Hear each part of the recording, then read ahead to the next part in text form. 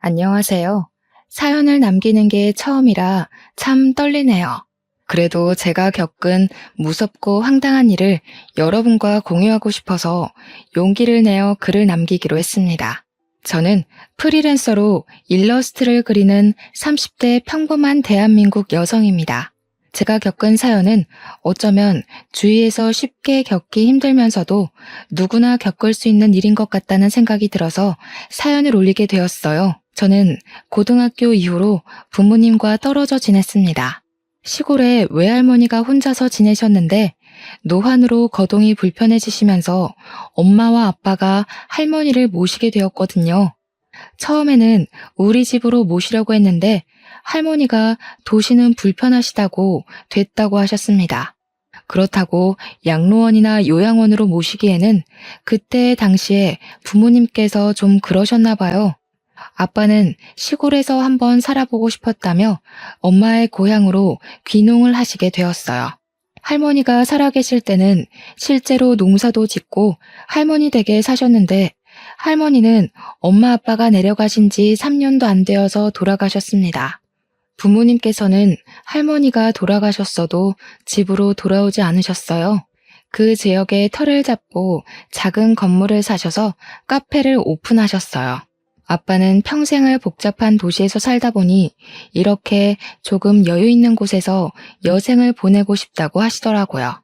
이곳에 살다 보니 정도 많이 들고 사람들과 어울려 지내는 게 참 좋으시고 저보고 혼자 지내도 괜찮냐고 물어보셨어요. 저는 고등학교를 졸업한 성인이었고 그때 당시에는 대학 생활에 푹 빠져 있어 부모님의 빈자리를 느끼지 못하고 살았었기에 아빠에게 괜찮다고 했습니다. 오히려 밤늦게 들어와도 구박할 사람이 없어서 더 좋아했던 기억까지 있는 것 같아요. 그렇게 대학을 졸업하고 저는 디자인 회사에 입사해서 일러스트 작가로 일을 하게 되었습니다. 일하면서 그곳에서 같은 일을 하는 남자친구를 만나 사랑도 하며 평범하게 지내고 있었죠. 그때까지는 평탄하고 순탄하게 지냈던 것 같아요. 큰일 한 번 없고 큰 사고도 없이 말이죠. 그런데 그 남자친구가 다른 여자랑 사귀면서 환승 이별을 하는 게 아니겠어요? 저를 잠깐 만난 것도 아니고 저는 그와 3년을 사귄 연인 사이였습니다. 친구가 우연히 본 전 남자친구의 인스타를 보여주며 너희 언제 헤어진 거야? 하고 물어보는 겁니다. 그는 당당하게 인스타에 떡하니 새로운 여자친구와의 애정 행각을 올렸더군요.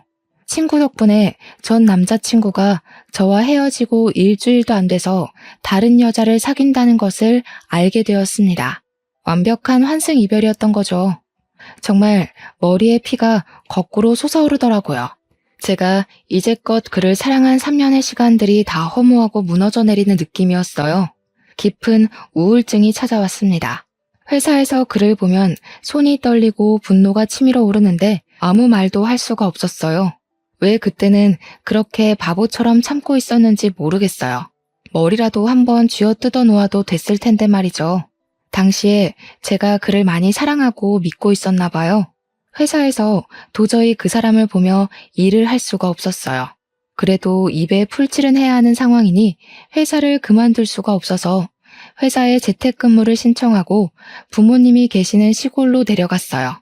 너무 오랫동안 떨어져 있어서 엄마 밥도 먹고 싶고 엄마 품에 안겨 어리광도 부리고 싶었던 것 같습니다. 정말 내려가서 엄마 곁에 있으니 우울증이 나아가더라고요. 제 아픔이 점점 아물어가고 있었어요. 부모님은 작은 카페를 하고 계셨는데 커피와 함께 달달한 디저트를 직접 만들어 파는 디저트 카페를 하고 계셨어요. 그 지역 사람들에게 입소문이 나서 꽤 바빴기 때문에 저는 한쪽에서 그림을 그리다 바빠지면 부모님을 도와드리게 되었어요. 그렇게 함께 일을 하니 부모님을 도와드린다는 생각에 뿌듯하기도 했어요. 참 잘 내려왔다 싶었어요. 그곳에는 엄마 친구분이 자주 찾아오셨는데 그분은 항상 온몸을 명품으로 둘러 입고 오시곤 하셨어요. 머리를 틀어 올리시고 선글라스를 쓰고 오시면서 저를 보고 딸 참 예쁘게 생겼다, 머리도 좋다 하시면서 저를 많이 예뻐해 주셨습니다. 엄마의 친구분은 잘 차려입은 모습을 보니 사모님일 것 같은데 가끔 커피를 벌컥거리며 마신다든지 호탕하게 웃는 모습은 옷차림새와는 잘 맞지 않는 행동을 하시곤 했어요. 뭐, 원래 성격이 털털한가 보다 하고 넘겼습니다. 그리고 가끔 던지는 농담도 교양보단 오히려 상스럽다고 느낄 때도 있었어요. 가끔은 저에게 성적 농담을 거침없이 던지시기도 했죠. 저는 그런 농담을 들을 때마다 억지로 웃어 넘겼는데 엄마가 몇 번이나 아주머니께 주의를 주어도 자꾸 그런 농담을 던지시더라고요. 그러시더니 어느 날은 뜬금없이 저에게 자신의 조카를 만나보는 건 어떠냐고 하더라고요. 제가 마음에 무척 든다면서요. 남주기 아까운 조카라서 둘이 이어주려고 한다고 하셨어요. 너 지금 남자친구 없지? 우리 조카 만나볼래? 우리 서진이가 얼굴도 잘생겼어. 학교 다닐 때 얼마나 여자애들이 따라다닌 줄 아니? 거기다 똑똑해서 공부도 참 잘했어. 너 서울의 KD 알지? 거기 출신이야. 대학 졸업하고 여기 내려와서 회사 차렸는데 그게 또 얼마나 잘 되던지. 외제차 끌고 다니잖아. 남주기 아까운 애인데 내가 너하고 너희 엄마 보고 소개해주려고 하는 거야. 거절하지 말고 한번 만나나 봐. 그렇게 잘난 조카인데 왜 저를 소개해준다는 건지 이해가 가지 않았어요. 그렇게 잘난 엄친하면 이미 여자가 있을 것 같았죠. 죄송해요.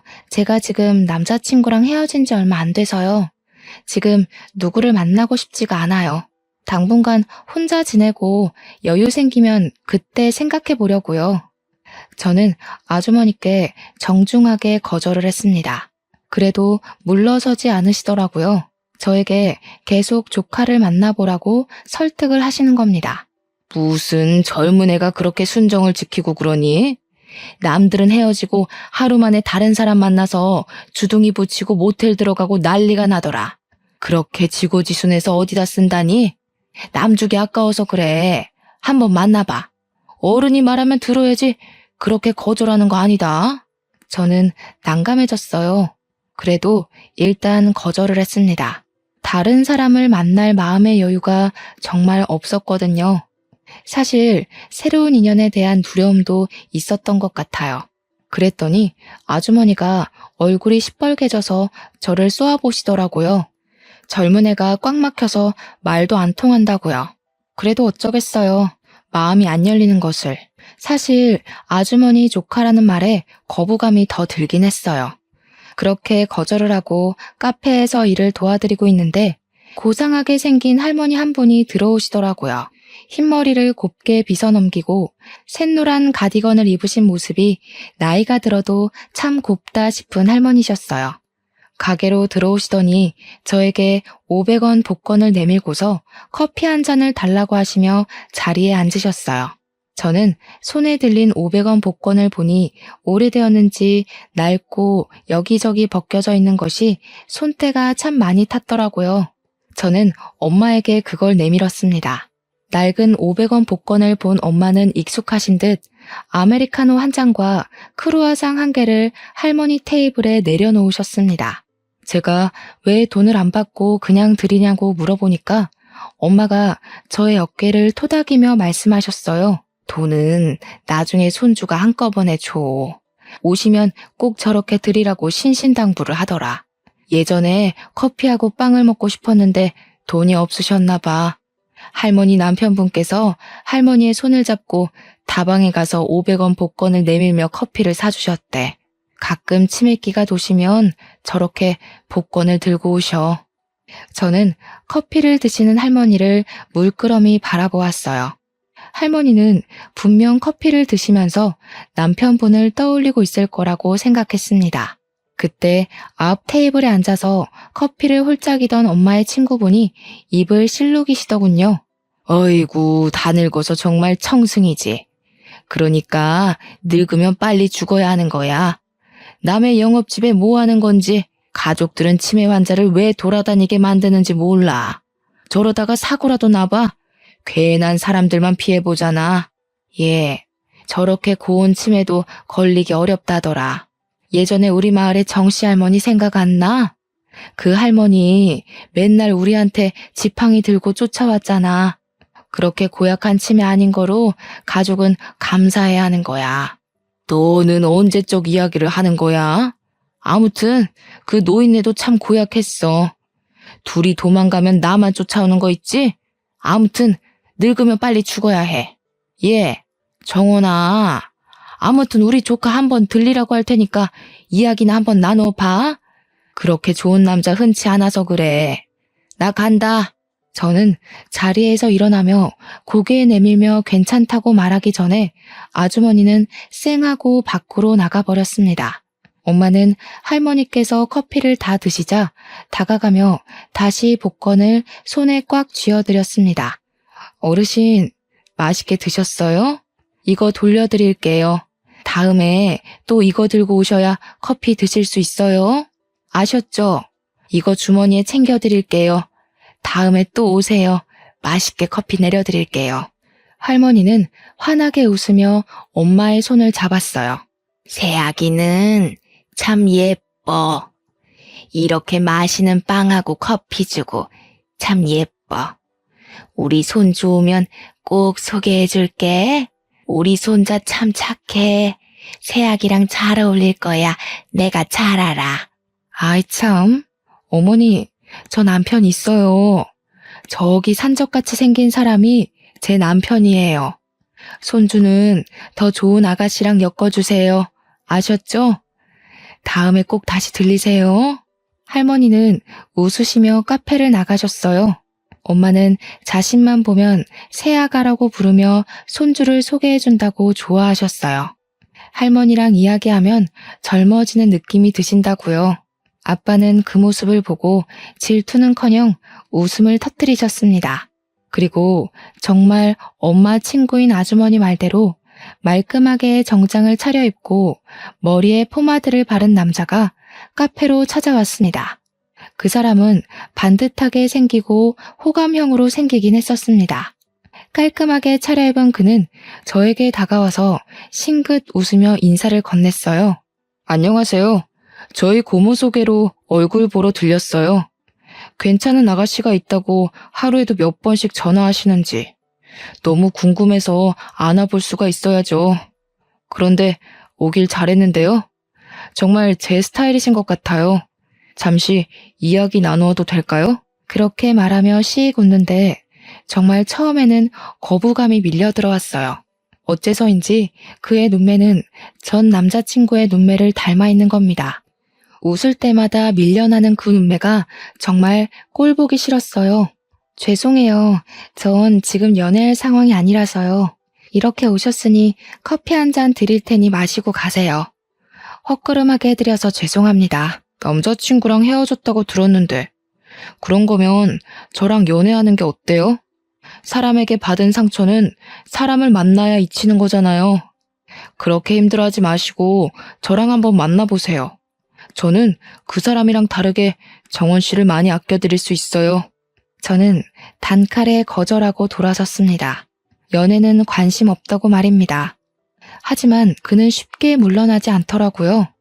다음 날도 그 다음 날도 카페로 저를 찾아왔습니다. 딱 그때 마침 전 남자친구에게 연락이 왔습니다.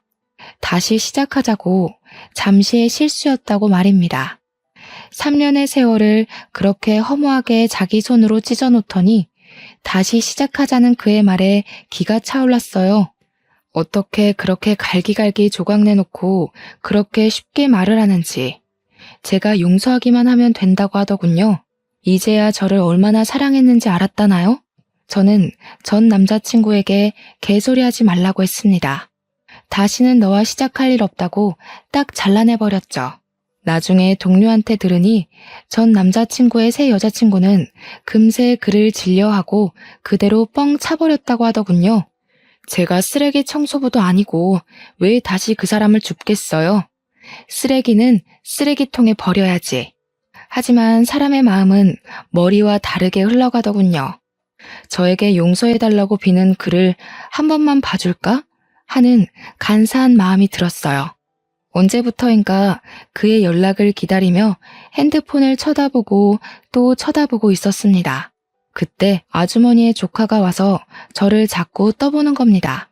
무슨 일 있어요? 왜 그렇게 얼굴이 안 좋아요? 에고, 얼굴이 반쪽이 되었네요. 고민 있으면 저한테 털어놓아요. 서로 도우면 좋은 거 아니겠어요?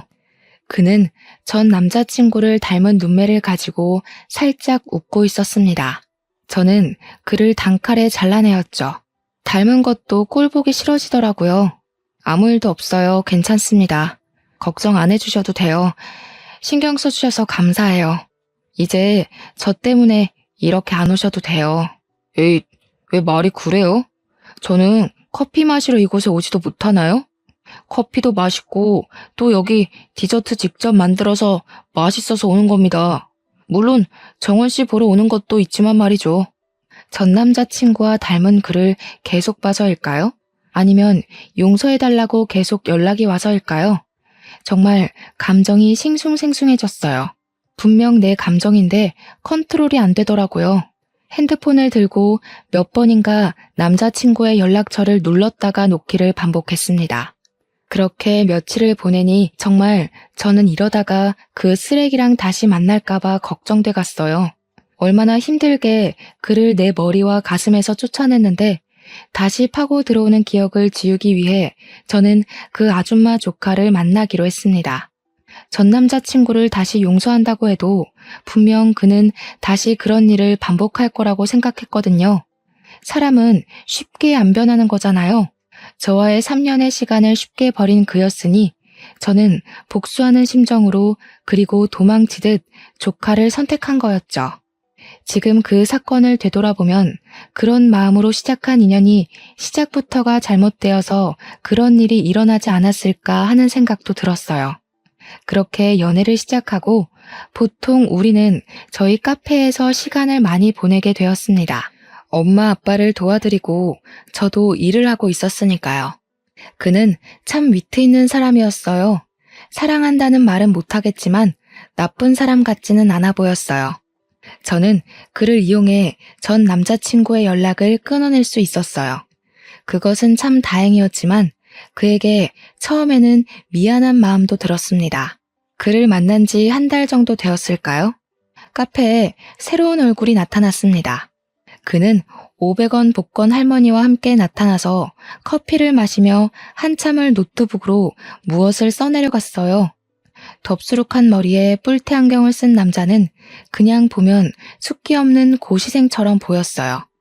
엄마가 저에게 다가와 귓속말로 할머니의 손자라고 하셨어요. 가끔 와서 밀린 커피값도 내주고 저렇게 할머니와 시간을 보낸다고 했습니다. 바로 할머니가 엄마에게 소개해준다고 한 그 손자였던 겁니다. 그렇게 며칠을 할머니와 오던 그 손자는 저와 새로운 남자친구를 힐끔거리며 쳐다보기 시작했어요. 저와 몇 번 눈을 마주치기를 반복하다가 유심히 남자친구를 지그시 쳐다보다가 무언가를 노트북에 써내려가더라고요. 처음에는 글을 보면서 소설을 쓰는 사람인가 싶기도 했어요. 사람 행동을 관찰하며 묘사를 하나 싶었죠. 그렇게 하루는 남자친구가 돌아가자 그 할머니 손자가 저에게 다가왔습니다. 대뜸 저에게 그와 얼마나 만났냐 하고 물어보는 겁니다. 저기, 아까 그 사람 만난 지는 얼마나 되셨나요? 혹시 그 사람 뭐 하는 사람인지 잘 알고 계시나요? 직업이나 가족관계 그런 거 잘 알고 계세요? 저는 처음 말을 걸면서 그렇게 물어보는 할머니 손자를 보며 얼굴을 찌푸렸어요. 앞뒤 다 잘라내고 저에게 그렇게 말하니 기분이 너무 나쁘더라고요. 하물며 사람을 만나는데 아무것도 모르고 만나는 사람이 어디 있겠어요? 왜 그게 궁금하신 거죠? 제 남자친구의 엄마의 친한 친구의 조카예요. 이만하면 사람 배경에 대해서 잘 아는 거 아닌가요? 보증하는 사람도 있고요. 할머니 손자는 자신의 턱을 살짝 문질러 대더니 고개를 끄덕이면서 사라졌습니다. 할머니 손자에게 그런 말을 들어서 그럴까요? 그 뒤 남자친구의 행동이 다 수상쩍어 보이기 시작했어요. 행동 하나하나가 저의 마음에 거슬렸죠. 분명 약속 시간 안에 온다고 해놓고 30분이나 늦는다든지 담배를 안 피운다는 말과 다르게 진한 담배 냄새가 옷에 벨 정도여서 옆에 있어도 냄새가 풍겼거든요. 담배 안 피운다고 하지 않았어요? 그런데 담배 냄새가 너무 나요. 주위의 사람들이 담배를 자주 피우는 건가요? 그리고 왜 이렇게 늦었어요? 벌써 저 30분이나 기다렸다고요. 금방 온다고 해서 이미 영화표도 예매해놨는데 환불했단 말이에요. 그는 머리를 긁적이며 멋쩍은 미소를 지었습니다. 미안해. 급하게 거래처에서 연락이 오는 바람에 거래처 사람을 만나고 왔거든? 그 사람이 담배를 피워서 몸에 뱄나 봐. 꼴초야 꼴초. 나도 그 사람 만날 때마다 그 담배 냄새 때문에 힘들어 죽겠다니까. 갑자기 연락이 오다니 아주 급한 일이었나 봐요. 그런데 어떻게 30분 안에 잘 해결이 되었네요? 그래도 늦으면 연락이라도 좀 주지. 무슨 일 생긴 줄 알고 걱정했잖아요. 별로 급한 일도 아닌데 사람을 붙들고 시간만 뺏겼어. 괜히 담배 냄새만 배게 미안해. 영화 보기에는 시간이 애매하고 밥이나 먹으러 갈까? 왠지 얼렁뚱땅 넘겨버리려는 느낌도 났어요. 그런 일이 반복되다 보니까 사람이라는 게 그렇잖아요. 자꾸 신경이 쓰였어요. 또 이런 일도 있었어요. 만나기로 해놓고 갑자기 출장을 가야 한다고 못 온다고 하더라고요. 그래서 그런가 보다 했는데 아주머니가 오셔서 엄마랑 이야기하는데 왜 오늘은 데이트 안 하냐고 하시는 겁니다. 아까 회사에 있는 거 보고 왔다고요. 젊은 애들이 만나서 데이트도 부지런히 해야지 라고 하시는데 분명 저에게는 출장을 간다고 했잖아요. 그래서 언제 보셨냐고 물으니 바로 방금 전에 만나고 왔다라고 하시는 거예요. 그때는 출장을 근처로 갔나? 하고 그냥 웃어 넘겼는데 만난 지 2달도 안 되어서 저에게 돈 이야기를 하는 겁니다. 정원아, 혹시 돈 모아둔 거 있어? 내가 회사에 급전이 필요한데 딱 이번 달만큼만 치를 대금이 필요하거든? 원래는 거래처에서 대금을 줘야 내가 그 돈으로 다른 곳에 대금을 치르는데 갑자기 사정이 어렵다고 하면서 이번 달만 넘겨주라고 사정을 하는 거야. 사업을 하면서 그런 사정 안 봐주기 그렇잖아. 우리가 생명인데. 그래서 알았다고 하고 봤더니 딱 1,000만 원이 부족하네. 그래서 그런데 나 1,000만 원만 빌려줘. 다음 달에 돈 받으면 내가 갚을게. 저는 그의 말에 당황했습니다. 만난 지 얼마나 됐다고 저에게 돈 이야기를 하는 걸까요? 저는 우리가 아직 그 정도로 신뢰하는 사이는 아니라고 판단했습니다. 죄송해요. 저도 돈이 없어요. 제가 그렇게 큰 돈이 어디 있겠어요? 고모부님이 이 지역 유지라고 하지 않았어요? 아주머니께 부탁해보세요. 아끼는 조카 일이니까 분명히 도와주실 것 같은데요. 제 말에 그의 눈이 동그래지더라고요. 저보다 확실하게 돈을 꿔줄 사람이 있는데 굳이 저까지 보탤 필요는 없으니까요. 하지만 그는 저에게 다시 돈을 요구했습니다. 몇 번이나 이런 대화가 오가니까 괜히 그 할머니 손자의 이야기가 떠오르는 겁니다. 정말 그의 말에 무슨 뜻은 아닌지 불안해졌어요. 그래서 그런 이야기가 나올 때마다 단칼에 거절을 했죠. 거절은 거절이었지만 그 사람은 그에 대해 무엇을 알고 저에게 말을 한 것은 아닌지 그가 다시 카페에 나타나길 기다렸습니다. 그렇게 일주일 정도 되었을 때 또 그가 할머니와 나타났습니다. 저는 커피를 가져다 주며 그에게 다가가서 말을 걸었어요. 저번에 저에게 남자친구에 대해 얼마나 알고 있냐고 물어보셨잖아요. 그거 왜 물어보신 거예요? 뭐가 이상한 게 보이던가요? 그는 검은 뿔테 안경을 밀어올리며 저를 물끄러미 쳐다보더니 깊게 숨을 내쉬었습니다. 혹시 그 사람이 따님한테 돈이 필요하다고 말하면서 돈 꺼달라고 하던가요? 혹시 그 사람한테 돈을 주시거나 한 건 아니죠? 저는 그의 말에 입을 틀어막았습니다. 어떻게 그가 저에게 돈을 요구한 것을 알고 있는지 너무 신기했습니다. 꼭 우리 둘을 꿰뚫어 보고 있는 것 같았죠. 아니요. 아니 맞아요. 그 사람이 저에게 돈을 꿔주라고 한 건 맞는데 돈 없다고 딱 잘라서 거절을 했거든요. 어떻게 하셨어요? 혹시 둘이 아는 사이였나요? 아는 사이는 아니고 제가 대학에서 범죄 심리에 대해 가르치고 있습니다. 우연히 두 분 이야기하는 것을 지켜봤는데 그 남자분 특징이 딱 거짓말을 하는 사람의 특징을 가지고 있더군요. 두 분이 만난 지 얼마 안 되어 보이는데 그렇게 거짓말을 하고 있다는 것은 따님께 무엇을 숨기고 있다고 생각을 했고, 보통 그런 특징을 가진 사람들은 사기꾼일 확률이 높습니다. 하지만 확실하지 않으니 알아보려고 충고를 해드린 거죠. 저는 벌어진 입을 다물 수가 없었어요.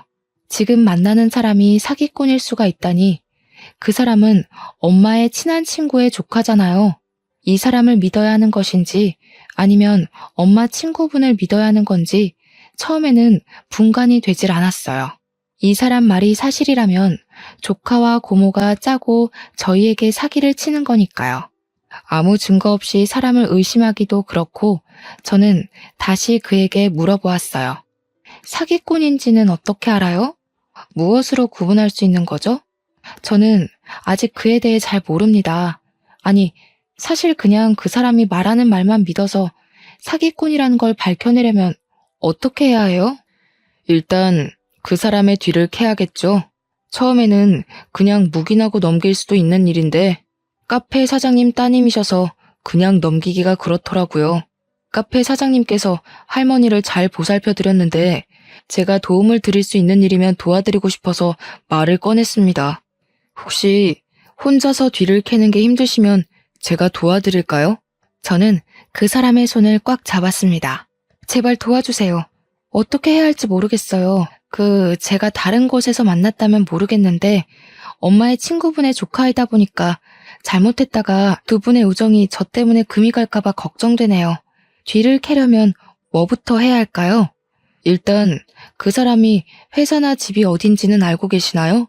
뒤를 캐려면 역시 미행을 하면서 어디로 다니는지 행적 추적이 먼저일 것 같은데, 이런 사건 보면 보통 직장이나 집도 거짓이거나 생판 다른 곳일 경우가 많아서 조금 있다가 저를 만나기로 했어요. 이곳으로 올 거예요. 그럼 저를 만나고 돌아가는 길에 같이 미행하는 건 어떨까요?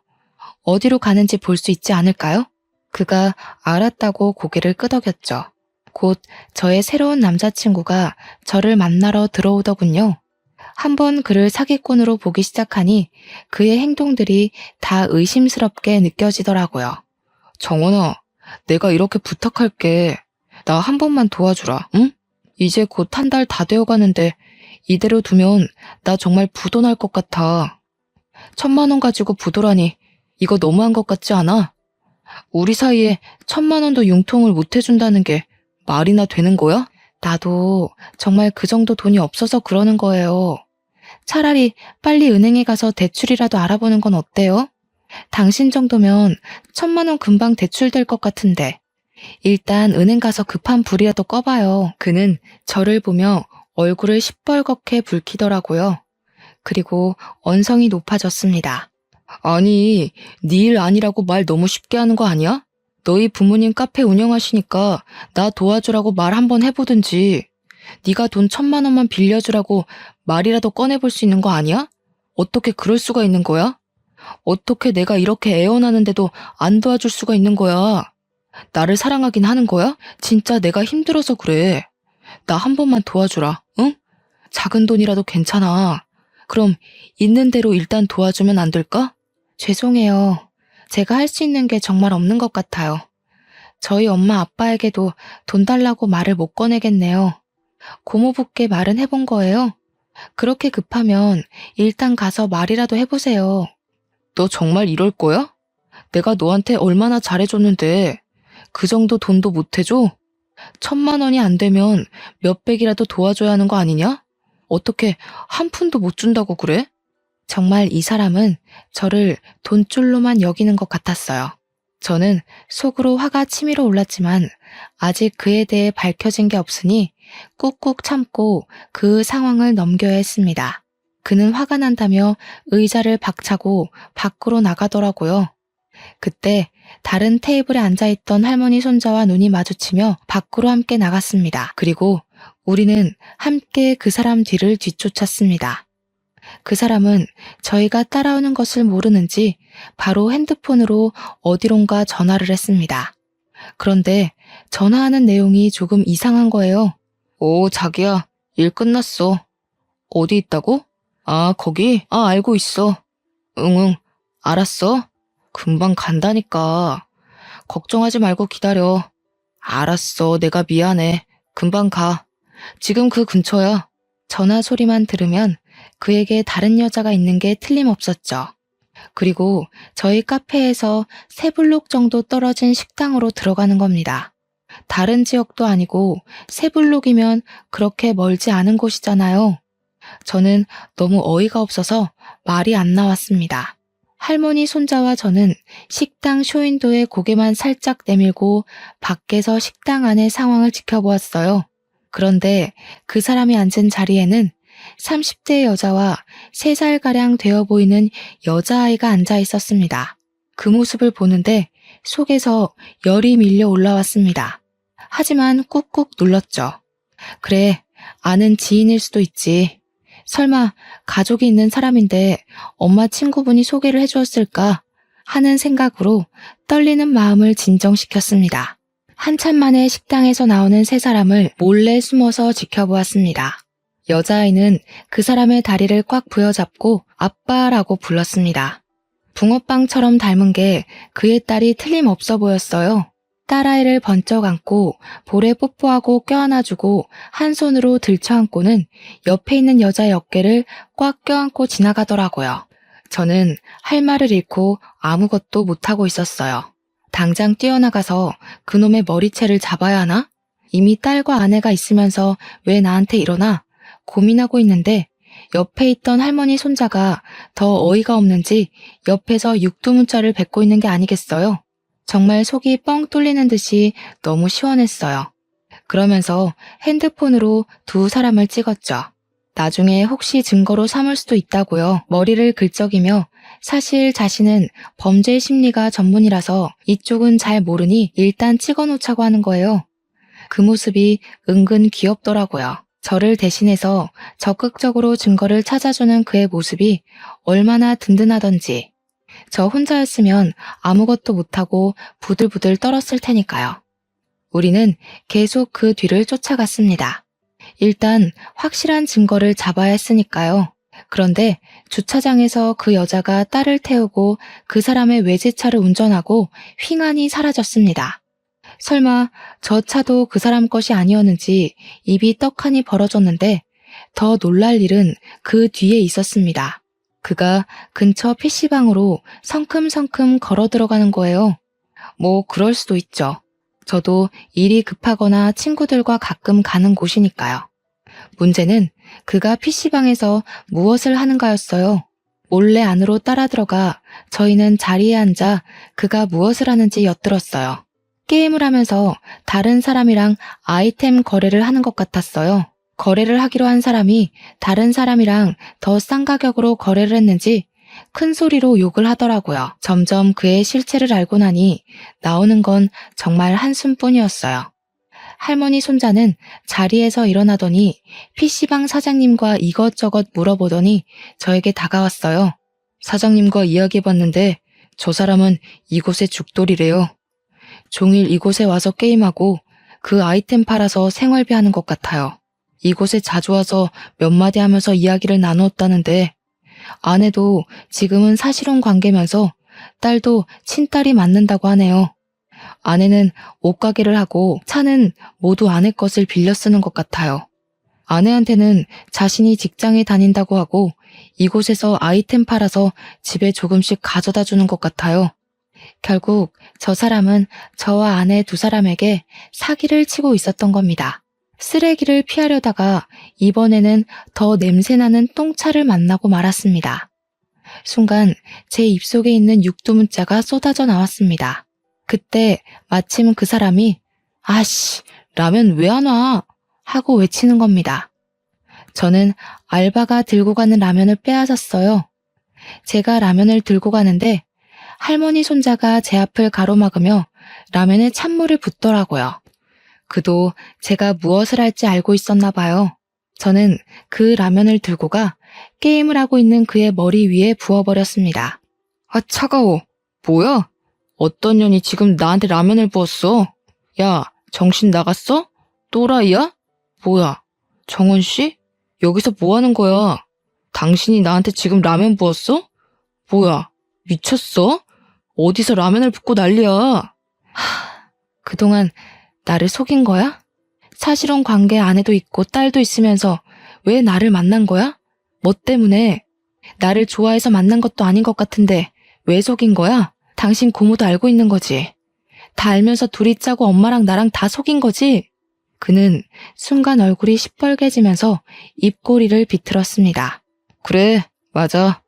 나 너 좋아한 적 한 번도 없어.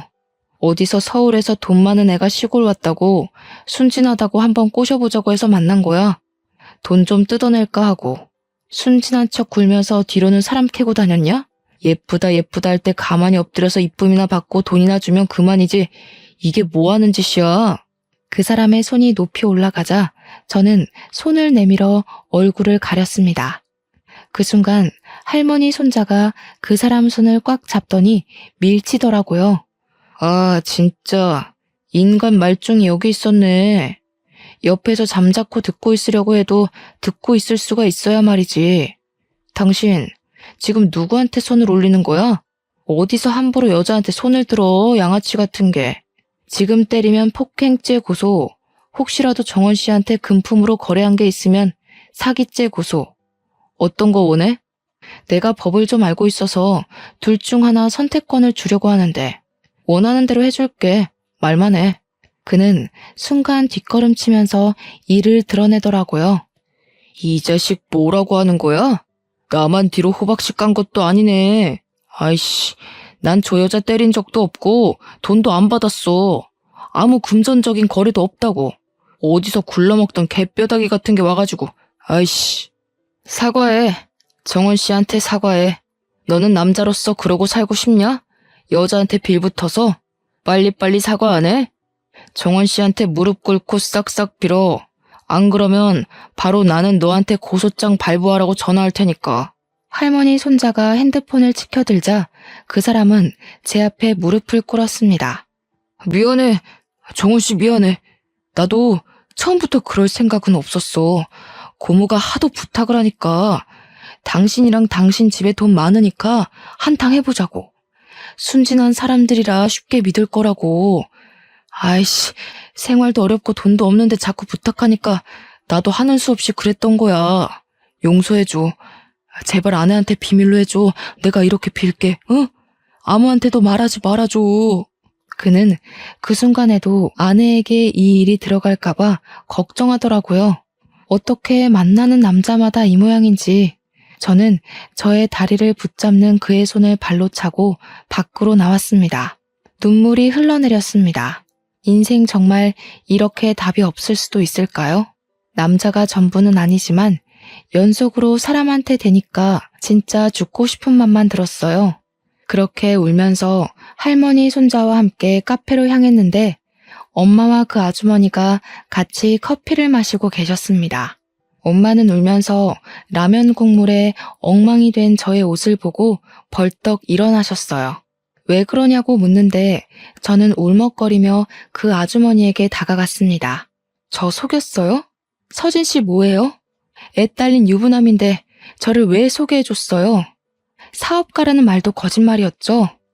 일정한 직업도 없이 PC방에서 아이템 팔아서 생활비로 쓰는 사람이잖아요. 아주머니는 자리에서 벌떡 일어나 저와 엄마를 번갈아 쳐다보셨습니다. 너 무슨 말이냐? 서진이가 어쩌고 저째? 제대로 알아본 거 맞아? 서진이가 그럴 리가. 무슨 애가 있다고 그러니? 너는 참 말을 이상하게 하는구나. 누구한테 어떤 말을 들었는지 모르겠지만 우리 서진이가 그럴 리가 없잖니. 생사람 잡지 마라. 제 앞에서 딱 잡아 떼시는 겁니다. 정말 어이가 없고 어떻게 사람의 탈을 쓰고 그럴 수가 있는지. 방금 서진 씨한테 다 듣고 왔어요. 그 사람이 와이프랑 딸이랑 같이 식당에서 밥 먹고 있는 것도 보고 왔단 말이에요. 이래도 거짓말이라고 할 거예요? 진짜 돈 뜯어내려고 저희한테 그 사람 소개해준 거 맞냐고요. 그 순간 엄마는 아주머니께 마시던 커피를 들이부어 버리셨어요. 아주머니는 놀라서 커피 얼룩이 진 블라우스를 보고 두 눈을 크게 뜨시더라고요. 이게 미쳤나? 이게 얼마짜린 줄 알고 여기에다 커피를 부은 거야? 야, 너 왜 그래? 네 딸이 미쳤다고 너까지 미친 거야? 엄마는 아줌마의 머리채를 휘어잡으면서 흔들었습니다. 그래, 미쳤다. 왜? 미치면 안 되냐? 네가 어떻게 그런 놈을 내 딸한테 소개를 해줘? 아무리 변변한 놈이 없어서 애 딸린 유부남을 뭐? PC방에서 뭐를 해? 이런 망할년이 내 딸을 얼마나 우습게 봤으면 그런 놈을 소개를 해주냔 말이야. 아줌마의 손이 엄마의 머리로 올라가자 아빠는 뒤에서 아줌마를 붙들었습니다. 이것들이 부부가 쌍으로 난리네. 그래, 맞다. 내가 애 딸린 우리 조카한테 너희 딸 꿰어라고 했다. 혼인신고도 안 돼 있어. 애만 있다 뿐이지 총각이야. 그리고 PC방에 있어도 돈만 잘 벌어다 주더라. 그런데 무슨 직업이 없어. 그렇게 반반하게 잘생긴 사람 소개해줬으면 고맙다고 해야지. 엄마는 아주머니의 말에 머리를 더욱 흔들어 제꼈습니다. 이런 정신 나간 년이 어디다 누구를 가져다 붙이는 거야. 야, 왜 그랬어? 왜 그랬는지 이유나 알자. 내가 너한테 언제 서운하게 한 적 있냐? 네가 어릴 때부터 친한 친구이니까 혹시라도 섭섭할까 봐 너만 보면 내가 얼마나 조심한 줄 알아? 됐어, 이년아. 너는 서울로 대학 가고 나는 이런 총구석에 남아있는데 얼마나 울었는지 알아? 서울 가서 좋은 남자 만나 평생 살다가 고향으로 기어내려와서 건물 사고 카페 차리고 나보고 방긋방긋 웃을 때 얼마나 속에서 천불이 났는데 배알이 꼬이더라. 엄마는 그제야 손을 놓고 친구분을 바라보셨어요. 아주머니는 헝클어진 머리를 넘기며 울고 계시더라고요. 잘 산다면서, 남편이 지역 유지라면서. 그런데 왜 이런 짓을 한 거야?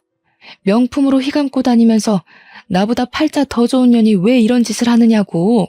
거짓말이야. 남편 유지라는 것도 다 거짓말이야. 이거 가짜야. 너한테 밉보이기 싫어서 시장가로 샀어. 미친년. 친구가 어떻게 사는지도 궁금해하지도 않는 년이 몇십 년 만에 내려와서 친구네 하면서 꼴값을 떠는데 딱 꼴보기가 싫더라. 거기다가 자식까지 있는 거 보니까 오장육부가 뒤틀리더라. 난 지금까지 자식 없다고 얼마나 멸시를 당했는데 왜 나만 그렇게 불행하게 살아야 하냐고. 아주머니는 소리를 꽥 지르시더니 밖으로 뛰쳐나가셨어요. 밖에는 이미 사람들이 우글우글 모여서 구경을 하고 있더라고요. 작은 지역사회다 보니 소문은 순식간에 싹 퍼졌습니다. 소문에 아주머니 조카는 사실혼 관계 아내에게 결국 빈손으로 쫓겨났다고 하더군요. 아주머니도 남편에게 이혼을 당하고 이 지역을 떠나셨대요. 엄마는 가끔 앉아서 길게 한숨을 내쉬곤 하셨어요.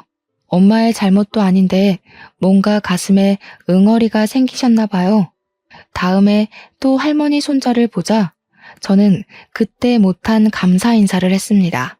정말 감사하고 하마터면 우리 가족이 모두 그분께 당할 뻔했다고요.